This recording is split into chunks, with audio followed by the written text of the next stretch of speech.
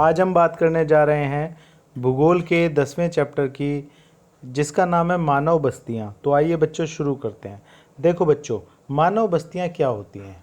एक स्थान जहां पर लोग निवास करते हैं, वहां की गलियां, वहां की सड़कें, वहां आसपास जो आप देखते हैं, ये सारी चीज़ें मिलकर मानव बस्तियां बनाती हैं। इसमें लोग, रास्ते, गलियां, नदी, तालाब, नाले सब सम्मिलित होते हैं। तो ये मानव बस्तियां होती हैं। बच्चों, मानव बस्तियों को दो रूपों में बांटा गया है, एक तो ग्रामीण बस्तियां और एक नगरीय बस्तियां। तो आइए सबसे पहले ग्रामीण बस्तियों को समझते हैं। देखो बच्चों, ग्रामीण बस्तियों को आप तीन प्रकार से बांट सकते हैं।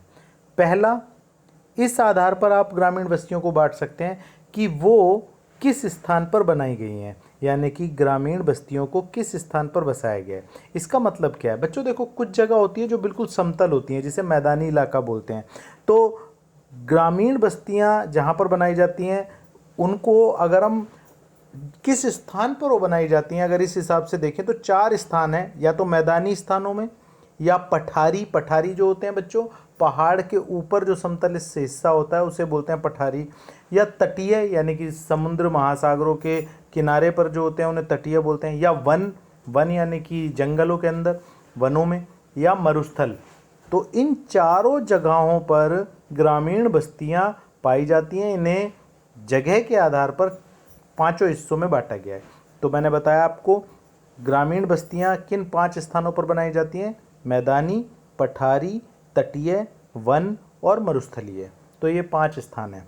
अब बात करते हैं कार्य के आधार पर ग्रामीण बस्तियां, यानी कि किन गांवों में और किस प्रकार के काम होते हैं। बच्चों, कुछ ग्रामीण बस्तियां ऐसी होती हैं जिनको काम के आधार पर ही बसाया जाता है। जैसे कि कई गांव होते हैं, वहाँ सारे लक्कड़हारा ग्राम होते हैं। मतलब उस गांव के अंदर लक्कड़हारा का काम ज़्यादा होता है, तो उस गांव को कहते हैं लक्कड़हारा ग्राम। ऐसे ही मछुआरों के जो गांव होते हैं उन्हें बोलते हैं मछुआरा गांव। कृषि, खेती जहाँ होती है उन्हें बोलते हैं कृषि ग्राम। और पशुपालन जहाँ होता है उसे बोलते हैं पशुपालक ग्राम। तो कार्य के आधार पर भी ग्रामीण बस्तियों को बांटा जाता है: लक्कड़हारा ग्राम, मछुआरा ग्राम, कृषि ग्राम और पशुपालक ग्राम। अब बात करते हैं ग्रामीण बस्तियों को आकृति के आधार पर बांटने की, यानी कि उनकी आकृति कैसी होती है। देखो, कुछ गांव होते हैं जो बिल्कुल सीधा रेखा के समान होते हैं, तो उन्हें बोलते हैं रेखिक। कुछ होते हैं गांव जो दो अलग अलग हिस्सों में बने होते हैं, उन्हें बोलते हैं दोहरे ग्राम। कुछ होते हैं जो आयत, चतुर्भुज की तरह होते हैं, तो उन्हें बोलते हैं आयताकार ग्राम। कुछ गोल होते हैं, गांव का आकार कुछ का गोल होता है, उन्हें बोलते